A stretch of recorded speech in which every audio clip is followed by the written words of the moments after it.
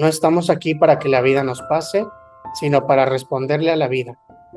Bienvenidos, bienvenidas a Pulso Existencial, un espacio para dejar de sobrevivir y empezar a existir. ¿Qué tal a todos, a todas? Soy Amurabi y mi sentido del momento es acompañarte a encontrar ese para qué que le dé peso a tu semana. Y yo soy Lucero, convencida de que incluso en el vacío más profundo siempre hay una semilla de sentido esperando ser descubierta. Muy bien, Lucero, pues bienvenida también, ya estamos aquí, un episodio más, ¿cómo estás? Muy bien, gracias. Ya casi terminamos.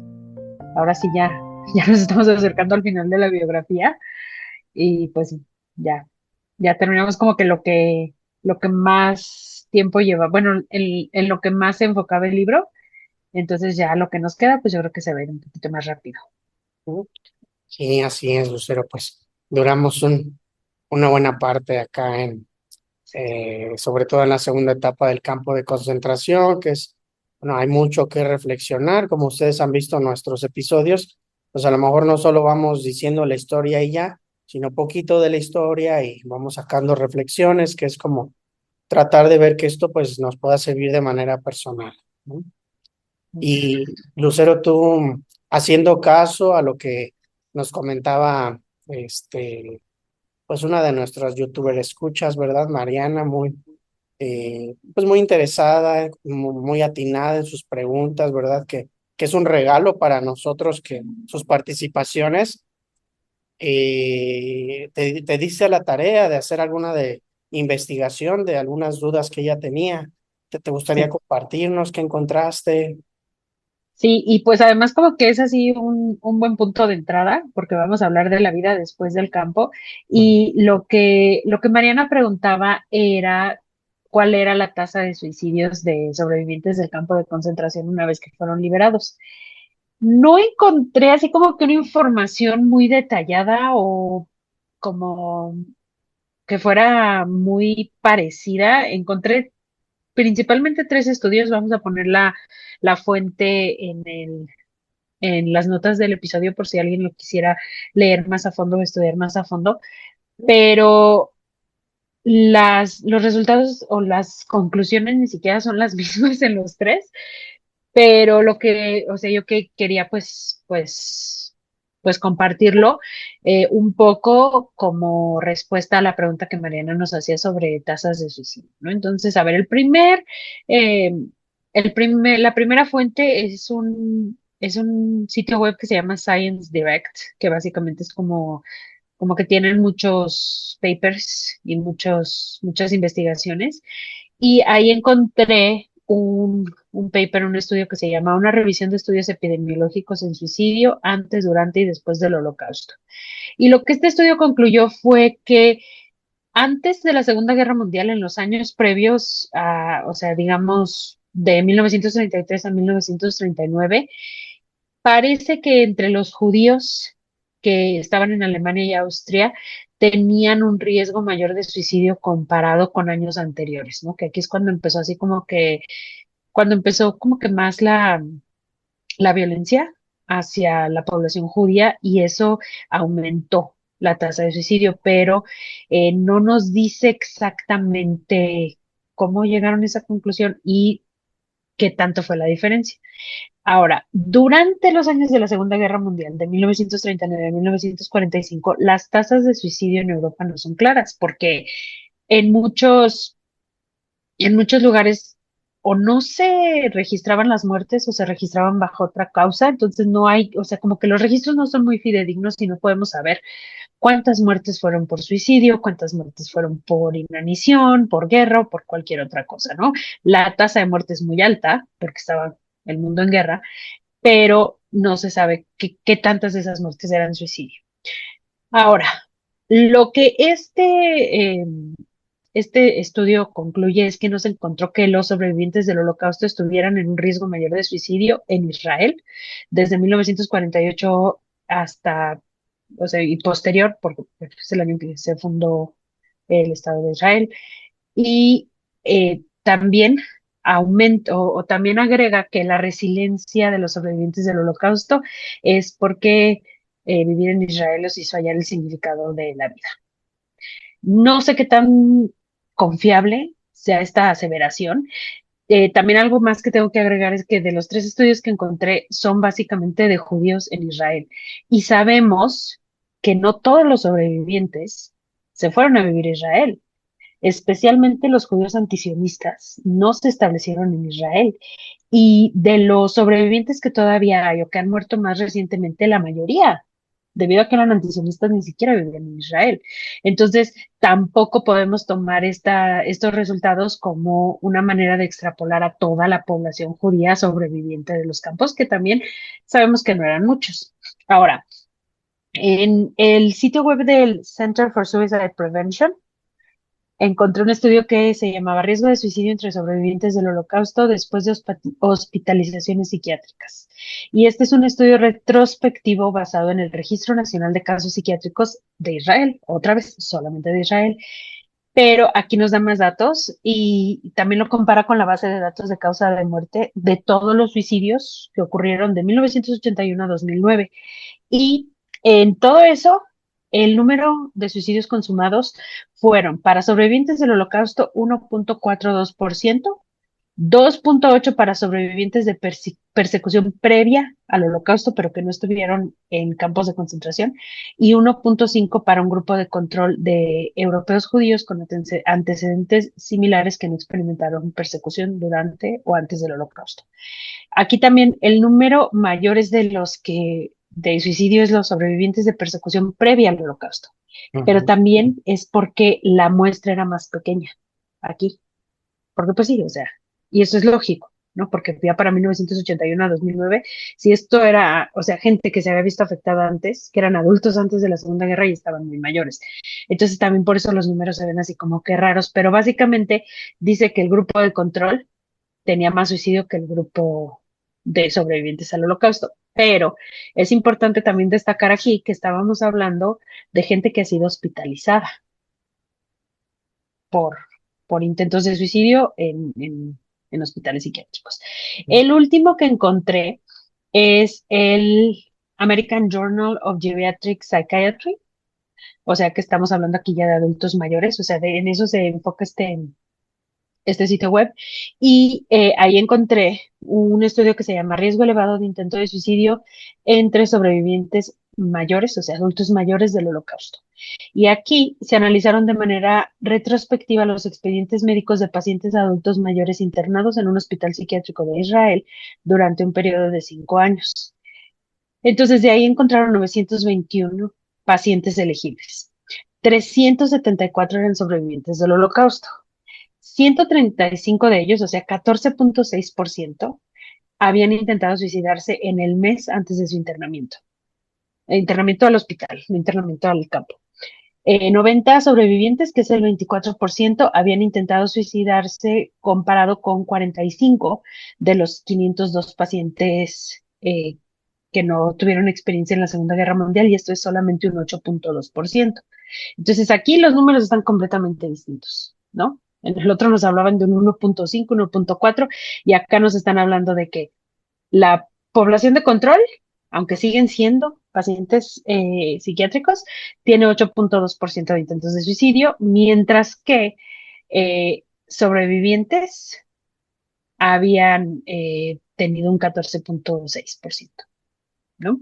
Entonces, la conclusión de este estudio es que el riesgo de intento de suicidio entre sobrevivientes del Holocausto estaba significativamente elevado.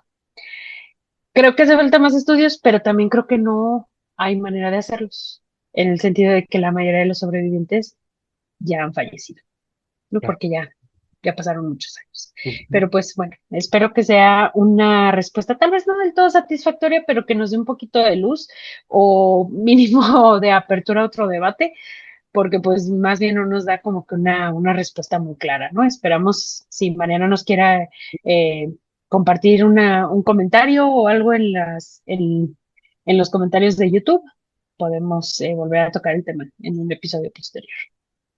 Gracias, Lucero, por esta tarea, ¿no? De revisar estos estudios. Y bueno, tanto Mariana como cualquier otra persona, pues estamos abiertos a sus comentarios, a sus preguntas, a sus participaciones en general que nos puedan ir escribiendo. Y bueno, pues hablando de este tema, eh, ahorita lo que más me movió, pues fue simplemente comentar que si aquí ahorita la persona que está escuchando esto tiene alguna situación, ideas de suicidio y intentos y todo esto, ¿no? O se siente muy mal y por algún momento lo ha pensado, lo más importante aquí es pedir apoyo, ¿sí? Siempre hay apoyo, este, y es mejor no guardarlo, no vivirlo en soledad. Muchas veces nos puede dar a lo mejor vergüenza sentir esto, pero esto nos deja un poquito más aislados. Entonces, mi recomendación es que si puedan comentarlo con alguien que tengan confianza y bueno, también si en algo podemos apoyar con mucho gusto, pero no estás solas estas personas. Ok, Exacto. ok, Lucero. Bueno, pues vamos a, vamos a continuar justo con esta parte, ¿no? Donde dices Ujú, salir de los campos de concentración y aquí están estas dudas, ¿no? ¿Qué pasó realmente con esas personas? Para algunos se elevó el riesgo de quitarse la vida, para otros estudios, dicen, bueno, a lo mejor no fue tan significativo. Lo que sí no podemos negar es que fue difícil de todos modos tener una continuidad, ¿no? Ya ujú. hablábamos un poquito la sesión pasada, la de preguntas y respuestas. Sí, a ver, a lo mejor en un principio, pues dices, ay, qué bueno, ya no estamos viviendo, eh, eh, que alguien nos va a venir a maltratar o que tengo que trabajar para alguien más, que cualquier momento mi vida está en riesgo por decisión de otra persona. Pues por supuesto que esto libera una tensión enorme, ¿no? Sin embargo, el no tener tensión no garantizaba una felicidad, ¿sí? No garantizaba Ujú. que ya voy a estar bien. ¿Sí? Una cosa es no estoy lidiando con un problema y la otra cosa es ya me siento contento. ¿Sí? Es diferente sentir alivio que sentir alegría, que sentir, eh, sí, pues plenitud de bienestar, ¿no? Entonces, fue todo un proceso que estas personas empezaran a volver a conectar con esos Exacto. sentimientos. Primero, tal vez, pues vino el alivio y a lo mejor otros momentos de duelo por ahí. Les decía, Víctor Frankl en algún momento tuvo culpa del sobreviviente, ¿no? No están las personas que yo quise, no están esas personas que he amado y a lo mejor sí pienso que eran mejores que yo y que eran mejores personas, pues siento que los que deberían vivir son ellos, no yo. Pues me da culpa, como si yo estuviera haciendo algo malo por, por no, por no hacer lo que la familia o lo que los demás les pasó, por no ser parte de eso, ¿no? Sí, no sé si ahí quieras decir algo más, Lucero. Sí, pues esta es la tercera parte de esa sección del libro, que es lo que pasa después de la liberación, y básicamente dice exactamente lo que tú dijiste, ¿no? Que como recordamos que él siempre como analizaba todo desde un punto de vista psicológico. ¿Recuerdan cómo nos decía cuál era la emoción predominante cuando pasaba esto, este tipo de ansiedad y todo? Ahora al momento de la liberación, ya cuando la liberación fue oficial, ¿no? Porque también recordemos lo que habíamos dicho, ¿no? Que a él le habían dicho así como que súbete a este camión y ya te vas. Y no había lugar y no se fue y resulta que eso no era una liberación, eran todavía los nazis y se llevaron a esas personas a ejecutarlas.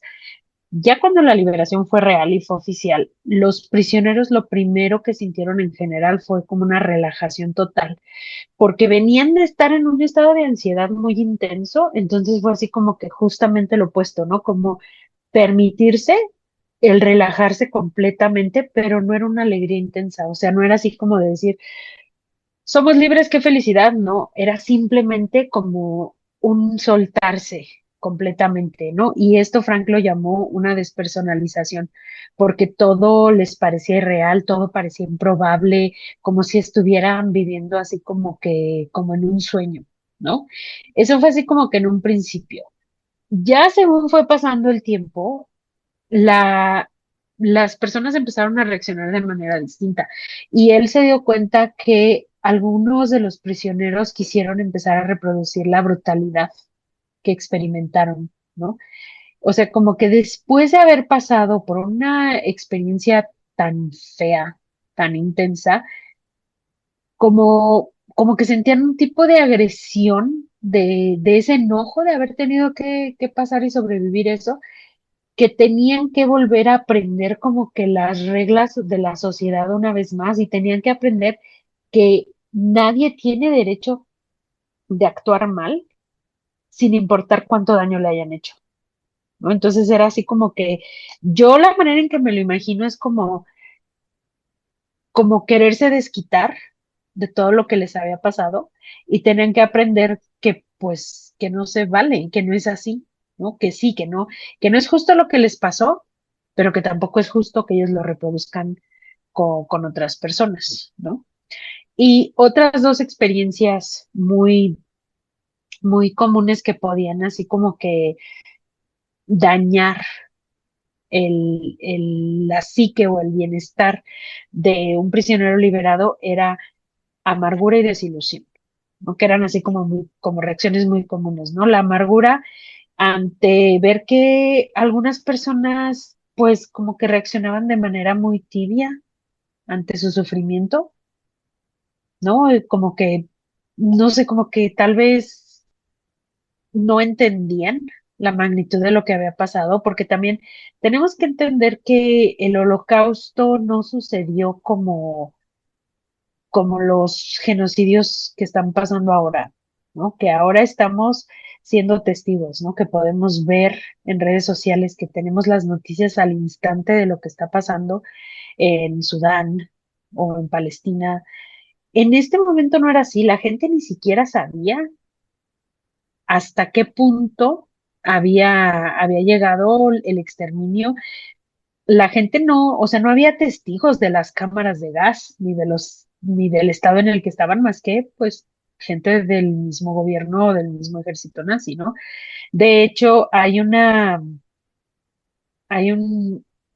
y esto está históricamente documentado, que uno de los escuadrones estadounidenses que fueron a liberar uno de los campos empezaron a grabar y alguien dijo, necesitamos grabar esto, necesitamos documentarlo para que en el futuro no se diga que fue una mentira o no se diga que exageramos, ¿no? Porque, o sea, esto no se había visto a esta medida, al menos no de una manera pública. Entonces, como que la gente se sentía una amargura de que la gente no reaccionara a los sobrevivientes, ¿no? O simplemente gente que pues de verdad no era algo como que tan importante para ellos, que tal vez no les afectó, que tal vez no eran judíos, no tenían familiares judíos, o bueno, o de cualquier otro grupo que los nazis también llevaban a campos de concentración, porque no eran nada más judíos, fueron la mayoría, sí, pero pues también a gente de origen romaní, lo que comúnmente, vulgarmente se le llama gitanos, también homosexuales, y de hecho los homosexuales ni siquiera fueron liberados, solamente los demás, ¿no? Porque los que se pensaba que no tenían que haber estado prisioneros, pero los homosexuales era otra cosa, ¿no? Eso sí era contrario. Entonces, pues eso provocó amargura en alguna gente y en otros prisioneros sintieron una gran desilusión al volver a su antigua vida y darse cuenta de que pues no solo la vida sigue, sino que el sufrimiento no se acaba. Tal vez no es igual, o sea, ahora ya no estoy viviendo bajo esta tortura física, psicológica, de no comer suficiente, de no dormir suficiente, de trabajos forzados, tal vez no, pero todavía hay sufrimiento en la vida. Y el hecho de haber pasado por el campo de concentración y algo tan amargo y tan horrible no me exime de volver a sentir dolor y de volver a sufrir en la vida bajo otras circunstancias. Y eso causaba una desilusión tremenda. Fíjate, Lucero, que con todo esto, que bueno, es muy interesante todo lo que vas diciendo, ¿no? Hasta me dan ganas de seguir escuchando como cosas históricas que nos estás comentando, ¿no? Pero por otro lado, me venían ahí tres cosas que quiero decir un poquito rápido, porque no tenemos tanto tiempo. Pero lo primero es que cuando hablabas de la parte de salir de los campos de concentración, ¿no? y ya lo había comentado yo también un poquito, la parte donde se relajan y no pueden contactar la alegría. Y me viene así como pensar, es como estar, decías, Víctor Frank comentaba como una despersonalización. Me suena como en un estado de negación, ¿no? Bueno, o sí, de irrealización, no puedo entender esta, esta realidad, no me la puedo creer. Y lo quiero llevar a cosas más sencillas, ¿no? Como para ver que a lo mejor eso es en una magnitud muy amplia, pero de repente también nos pasa a nosotros en la vida, cuando hemos sido tratados no tan justamente y, por ejemplo, si no hemos nosotros tenido una educación, una forma de trato donde se nos elogie, donde se nos reconozca lo positivo, donde se llegue a hablar bien de nosotros. Cuando eso nos sucede en nuestra vida, no nos la creemos. Sí, Ujú, no, no, ¿cómo voy a ser yo? ¿No? Seguramente tuve suerte o que aquí a lo mejor después podemos retomar lo que es el síndrome del impostor, va por ahí, ujú, pero de nuevo es esta parte como del, no puedo creer que algo bueno me suceda a mí, porque no lo he vivido y acá fue todo el tiempo durante, no sé, depende del tiempo que hayan estado, ¿no? Pero al menos 4, casi 5 años de haber pasado por eso todos los días, constantemente durante el día pues va a ser muy difícil, va a ser difícil de creer.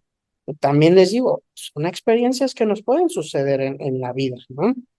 Eh, Algunas veces no nos creemos lo bueno que nos pueden decir los demás porque no hemos tenido esos tratos, ¿sí? ujú. Entonces, bueno, simplemente lo quería asociar como para acercarnos a una experiencia un poquito más común. Y no sé si quieras decir algo de esto, te veo como con interés de decir No, algo. no, me quedé pensando, pero es más bien como un chiste de, así como una imagen, creo que es así como un meme, de que a alguien su pareja le regala un ramo de flores enorme y lo único que puede pensar es ahora qué hizo, ¿no? Ujú, En lugar de agradecerlo como que, ay, qué bonito detalle es, ujú, hizo algo y por eso me trajo flores, ¿no? Me quedé pensando en eso, que a veces, o sea, que sí, obviamente no hay comparación. Estoy hablando de un chiste, de un meme, tú estás hablando como una experiencia en menor escala, pero el mecanismo es el mismo, ¿no? Como el no creérnosla cuando pasa algo bueno. Y también creo que es el mismo mecanismo el mecanismo similar pero opuesto de cuando llegaron al campo, ¿no? Porque yo creo que también había esta cierta incredulidad de que no podían creer que las cosas estuvieran tan mal. ujú. Y ya que se están pues acostumbrando, por así decirlo, a que las cosas estén tan mal o de haber estado viviéndolo tanto tiempo, ahora que las cosas estén bien de regreso como a su punto base, es otra vez esa incredulidad, ¿no? Bueno, y fíjate que es bien interesante, ¿no? Porque sí, o sea, nos puede pasar como en cosas hacia lo difícil, hacia lo doloroso, y nos puede pasar en cosas hacia no sabemos recibir la bondad, lo bueno. Y que sí, a lo mejor en cierta parte, en algunos momentos tendría que ver con la autoestima, el no puedo recibir lo bueno, a lo mejor yo todavía no me he podido apreciar, pero a lo que voy también tiene que ver con la experiencia, no nada más ha Ujú, dependido de mí, ha dependido de cómo me han tratado y entonces es sorprendente para la mente. Y lo digo porque muchas veces también veo que luego nos juzgamos un extra, ¿verdad? Es que como no puedo recibir lo bueno, es que no me quiero, es que hay algo mal en mí. Dices, bueno, pero también es parte de que no estás acostumbrado, de que no has sabido cómo lidiar con eso y de que a lo mejor pues, falta tiempo de ver que esto es fiable, porque ahí viene la otra parte, ¿no? La otra parte es del holocausto, ¿no? Justamente es cómo vuelvo a tener confianza en la vida. ujú, A ver, si ahorita me pasó esto, ¿sí? ¿Cómo puedo volver a confiar si mi vida estuvo tanto tiempo en riesgo? Ahorita no lo estoy viviendo y estoy aliviado, pero no, toda esta parte del el trastorno postraumático, etcétera, tiene mucho que ver con no puedo volver a confiar, ¿no? ¿Quién me va a ujú. asegurar y que en la vida pues no hay seguridad total, ¿verdad? Pero al menos puede generarse la confianza. ¿Cómo puedo volver a confiar después de haber pasado por todo esto? Es algo difícil, es algo que se tuvo que construir. Y ahí viene la otra parte. Cuando no tenemos confianza en algo, no solo depende de que nosotros querramos confiar, depende también de que la realidad nos pueda ayudar a notar que sí es fiable, que al menos hay algo por ahí que digo, bueno, pues mira, veo que hay esta constancia, o veo que esta persona siempre está para mí, o veo que alguien siempre me apoya cuando lo necesito, o al menos me abraza, es decir, también depende de lo que estemos viendo, ¿no? Eso, por una parte, que no me voy a quedar tanto ahí, sino la otra parte también que decías, Lucero, es, tal vez esto yo no estoy muy seguro, no lo he investigado, me surgió ahorita que tú lo comentabas, tal vez fue mucho dolor vivir en los campos de concentración, por supuesto. Digo tal vez por lo que voy a decir a continuación. Pero Víctor Frank dice que en algún momento ya hubo como esta insensibilidad. Ya Ujú. era, pues veo morir a alguien, veo que alguien se mata, veo que alguien está muy desnutrido y ya el sufrimiento, pues ahí está, ¿no? Más se vuelve como una tensión, como un modo de vida, se genera tanta insensibilización que tal vez, ¿no? El dolor tal cual se vivió ya cuando hubo tiempo para sentirlo. Ya no tengo que estar salvando mi vida todos los días. Y entonces ahora sí, es cuando pueden llegar las emociones y decir qué doloroso fue lo que viví, ¿no? Y tal vez, haciendo caso a ese estudio que tú comentabas al final, tal vez era ahí donde era, o si puedo con este dolor y sigo adelante, o no puedo, y a lo mejor por eso se elevaron a lo mejor por ese estudio se basó en personas que vivieron así, ¿no?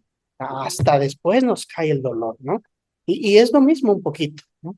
Como es lo mismo de lo que veníamos diciendo de la despersonalización o de los sentimientos de realización o la negación, pues en el momento pues estamos ahí, eso nos está como amortiguando un poco las situaciones o como que entre la creemos y no sabemos que estamos, pero no conectamos emocionalmente. Las emociones van a venir cuando haya el tiempo para sentirlas, ¿sí? Y, y bueno, pues entonces ya era el tiempo para hacer duelo, ya era el tiempo para poder hacer consciente lo que habían vivido realmente. Sí, Lucero, ya casi se nos acaba el tiempo, pero ¿tú quieres decir algo de esto? Ujú. Pues siguiendo con lo que decías, esto también puede ser que nos lleve al otro punto del que estábamos hablando, cómo hubo gente que quiso reproducir la violencia y la brutalidad que vivieron. Puede ser una respuesta justamente a lo que tú decías, ¿no? Al cómo me acoplo, cómo me acostumbro a este mundo imperfecto otra vez, pues con lo que aprendí, con lo que viví, o tal vez es más así mismo sobrevivieron, ¿no? Como siendo más agresivos, más vivir a la defensiva. Entonces, ahora que el mundo ya volvió a la normalidad, yo ya no puedo volver a la normalidad, yo tengo que seguir a la defensiva y la manera de estar a la defensiva es como más agresivo, con más agresividad, con más violencia. Sí, que hay varios puntos por los que se pudo haber caído ahí, como tú dices, una forma de adaptación. Me viene como uniendo con lo que yo decía, también algunos, ¿sí? O sea, porque estoy totalmente de acuerdo contigo, pero también habrá algunos que en vez de sentir la tristeza, el duelo, lo difícil que fue todo ese dolor, pues una forma de no pasar por eso es estando enojados, ¿no? Ujú, Estándonos desquitando, o sea, sí, aparentemente no me duele, pero no estoy bien con la vida de todos modos. Estoy peleado con lo que me pasó. A lo mejor la ujú, agresión no era hacia nuevas personas, sino pues hacia con quien no me pude desquitar, con quien no me pude defender, ¿sí? Me, me transformó, ¿no? Algo en mí se ujú. rompió y ahora esto es lo que tengo para dar, si es lo que me dieron. Exacto. Sí, ok, Lucero, pues Sí, vamos a ir cerrando. ¿Cómo estás? ¿Quieres decir algo más para terminar? Pues nada más esto, ¿no? Que una experiencia traumática como esta no, no se sobrevive nada más así. O sea, no, una experiencia traumática siempre va a dejar secuelas, ¿no? Y eso es parte del crecimiento y eso es parte de lo que se tiene que trabajar, ¿no? Porque sería como que muy fácil, que bueno, que pudiera ser que al momento de que se termine una experiencia traumática ya todo está bien, todo es felicidad, pero no lo es, ¿no? Y esto lo podemos ver hay miles de libros que podemos leer de gente que escribe sus vivencias, de gente que estuvo secuestrada, de gente que vivió en un sótano por no sé cuántos años o meses, y pareciera que como si fuera una película, la película se acaba en el momento del rescate, pero en realidad una buena película sobre un tema de estos, el momento del rescate es la mitad de la película, ¿no? Porque lo que sigue es igual de importante o hasta más importante el poder después vivir con esa experiencia y el campo de concentración evidentemente no es una excepción, ¿no? O sea, eso es, la experiencia se terminó, pero este es una de esas cosas que marcan de por vida y ahora se trata de ver qué se hace después, cómo se vive después. Así es, Lucero, totalmente de acuerdo contigo. Una vez más, gracias por haber estado aquí, Lucero, por acompañar todo esto. Y gracias a nuestras personas que nos siguen, que nos acompañan. Estamos para servirles en sus dudas, para dialogar o, bueno, si quieren alguna otra información de nuestros cursos, diplomados, etcétera. Y no sean malitos, suscríbanse y denle a la campanita o lo que sea que se tenga que decir.